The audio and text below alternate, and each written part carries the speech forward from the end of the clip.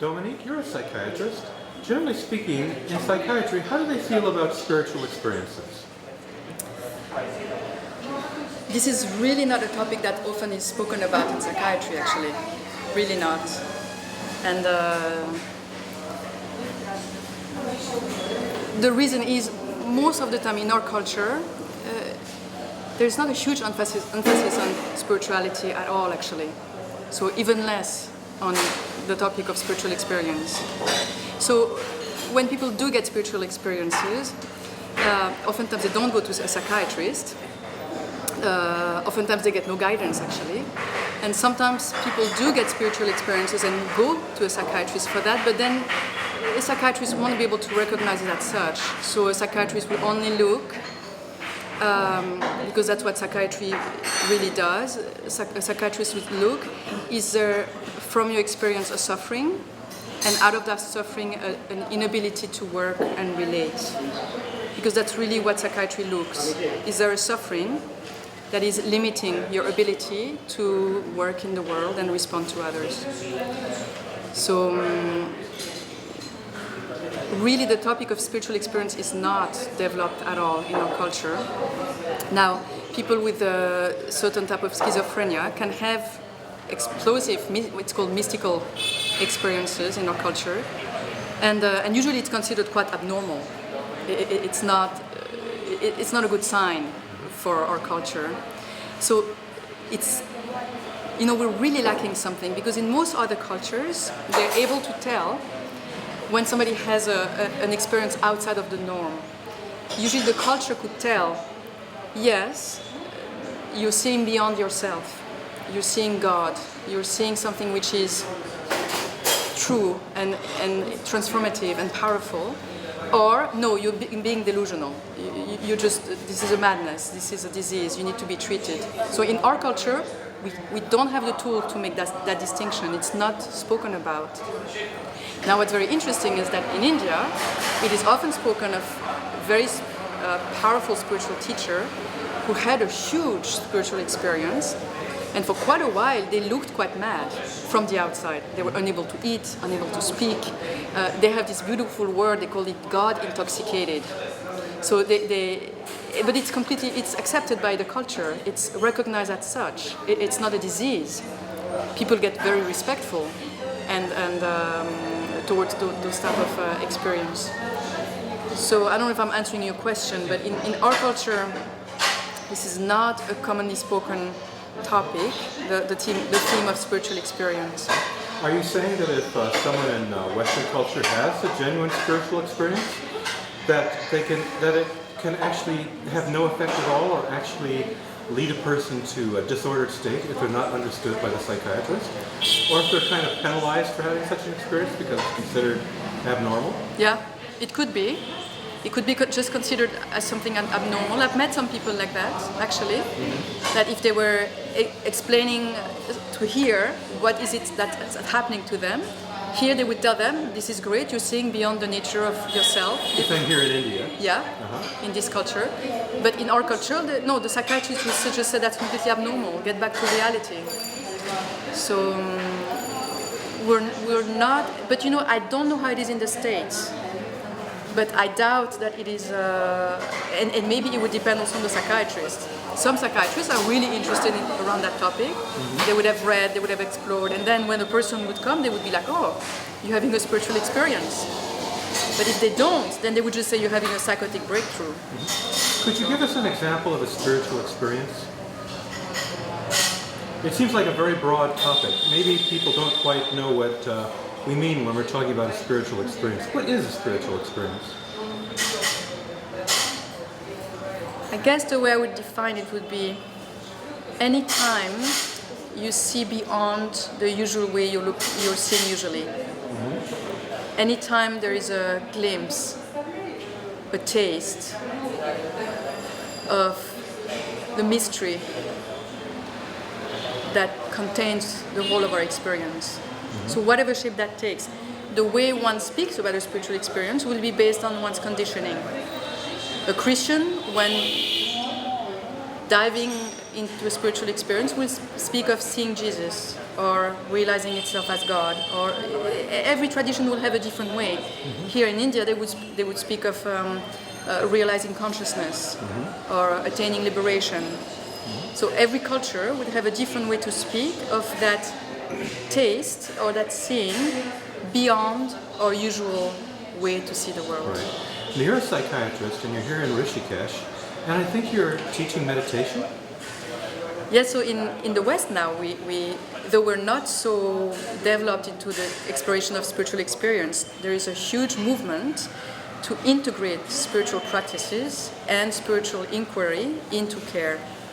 So it's only recent that man is described not just as biological, sociological and psychological entity, but also as a spiritual entity.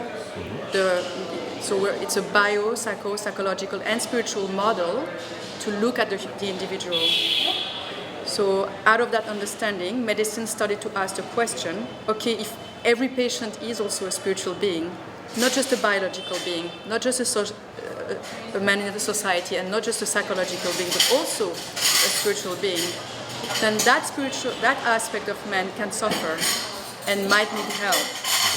So from that, doctors and scientific have been starting to look, what does it mean actually? What is spirituality? What is this part of ourselves that in our culture we have segregated from our usual life, but now we need to reintegrate. So what is being developed now is teaching doctors and nurses to actually inquire into the spirituality of their patients. And just to define clearly, when I use the word spirituality in that context, I'm speaking of two directions. One is the notion of transcendence, that which is beyond myself.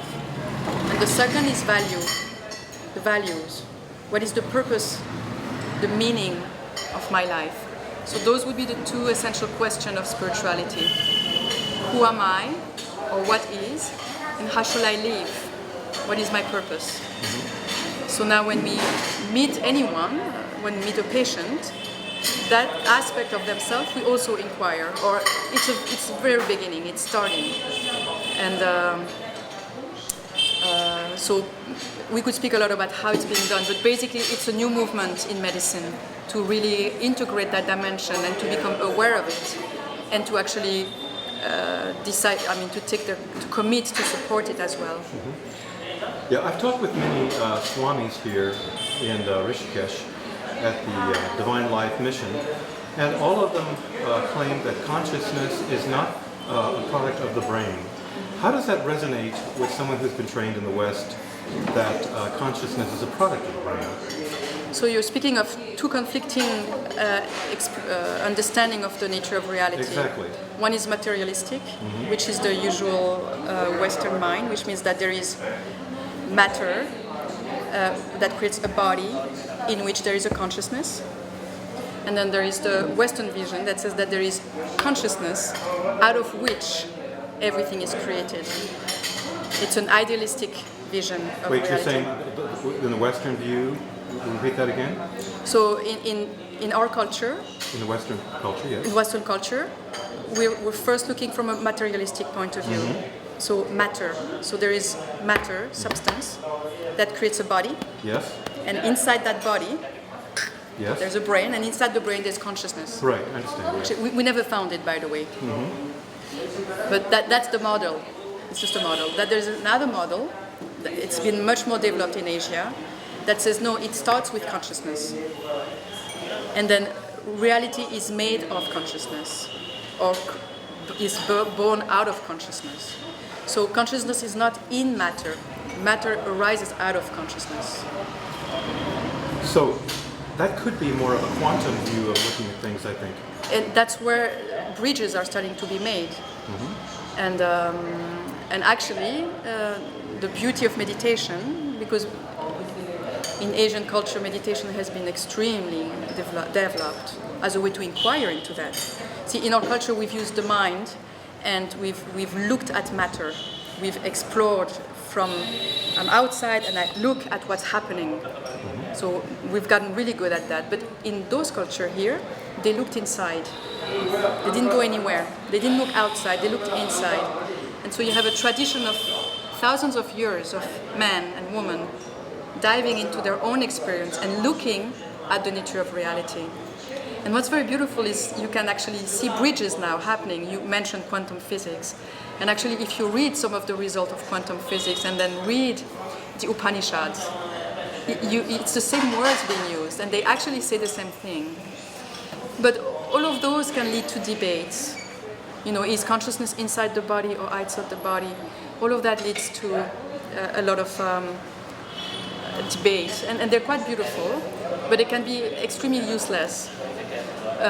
What's more interesting is to go look into our own experience, and the reason to do that is to discover, because what do we really want? Is it really interesting to know where is consciousness? No, it's not that important. What is really important for all of us? We want to discover peace, we want to be happy, we want to be able to contribute, we want to be able to love. That's what we like. Huh? So if we take those questions, it could be to serve that purpose. And that's what they do here. They look at the nature of reality. What is this world made of? What is consciousness? What is matter? As a way to discover peace, as a way to get transformed and being able to express love, as a way to evolve. And that's the beauty of those practices. It's not about having an intellectual understanding. However beautiful that is, it will not necessarily transform you.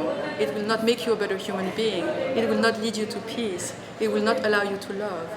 But to actually go within and inquire for ourselves very deeply, what is this moment? What is this moment made of? Who am I? There's a word coming out of this mouth. Where is that coming from? You hear, you smile, you understand. How is that happening?